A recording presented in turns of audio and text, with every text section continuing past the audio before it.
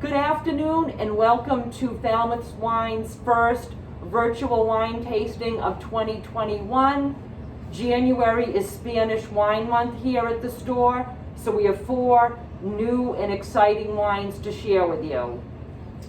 Hi there, it's Gary Gale from Boston Wine and MS Walker, and we're here to tell you a little bit about our fine array of wines. Jay and Nancy picked these earlier in the month, and first wine to begin is a great property from Rioja called Muga Blanco, and this is a blend of 2 grapes, Malvasia and Viura, and it's a really well integrated wine.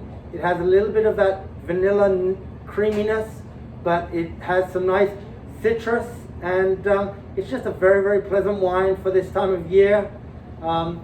I think it appeals to the Chardonnay drinkers, but it also appeals to people that like just white wine for just everyday drinking. We're going to just taste here. Cheers. Cheers. It's a nicely balanced wine. It sees some time on the lees and it sees a couple of months in barrel. So as Gary said, you get a nice roundness to it without an over-the-top oak flavor, so it'll appeal to a wide range of people. So Muga is one of the most reputable estates in Rioja. They're based in Haro. Haro is one of the main towns, and they own a fair amount of vineyards, but they also do a lot of contracting of their fruits. But they are one of the all-time greats. I've been fortunate enough to go to this property, and I stand behind this winery. They're only making better and better wines, and we are into the 2019 vintage. As Gary said, this is a nice, easy drinking wine. You get that little bit of vanilla, also a little bit of, I was a little bordering on pineapple a little bit with a just nice tropical fruit. Just I nice. totally agree with you. It's lovely.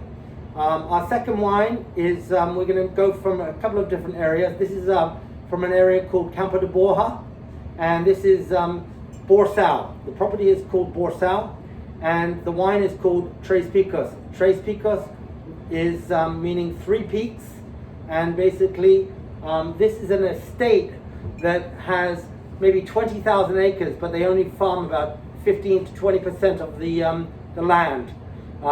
This is 100% Garnacha. Nancy, what would you like to say about this? I say this is, again, a great introduction to Spanish wines. They are one of the top Garnacha producers, if not in the area, all of Spain. Yes, I agree. So they, when I started in the wine business many years ago with Jorge Ordonez, and he took me on a trip to this winery, and it's in the middle of nowhere. It's in a great area, really country, and they were making $5 wines up to wines that are $150 a bottle.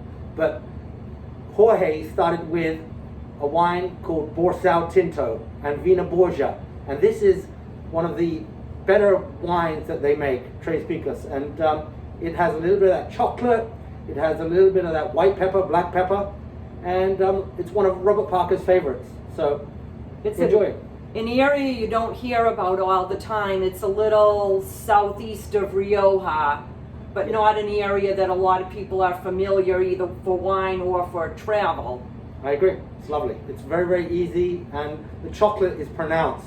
I would suggest when you get this one home is open it up, put it into a decanter, and let it breathe. It will only benefit the evening from, you can drink it today and tomorrow, and it's a wine that doesn't have to be all consumed all in one go.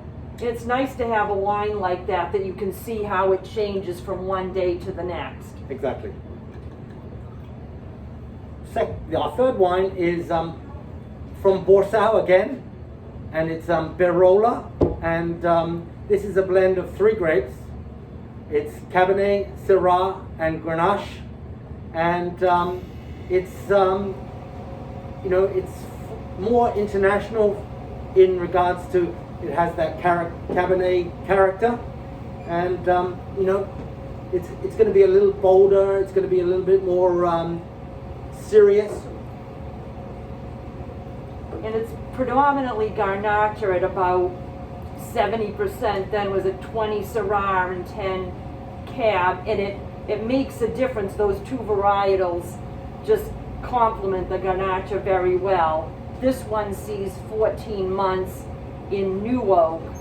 So again, it's refined, It's balanced. It's balanced. And it's quite memorable because for you Cabernet drinkers, for you Grenache drinkers, for you Syrah drinkers, it delivers on all of those styles. And it's not over the top heavy. The fruit is just so pronounced. It's really a nice wine.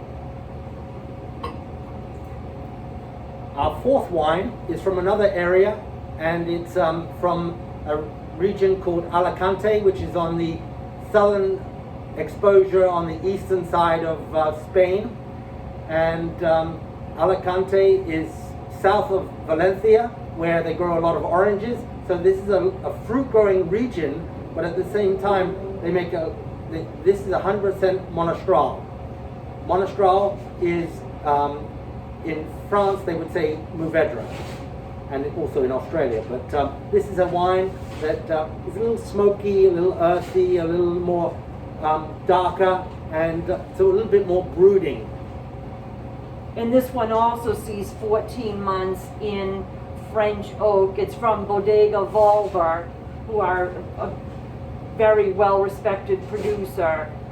I think it's an area that's very dry. They said they use a lot of sustainable methods. It's dry farmed, it's hand harvested, it's, you know, minimal intervention as possible. Yes, but it's lush, it's polished, and you know, it's a combination of maybe two different types of oak, French as well as an American. And you know, it's a wine that I think all these four wines are quite easily under $20, and I think that you're going to be happily impressed. And from me personally, Happy New Year. Yes, happy New Year. Start the year off with some great wine.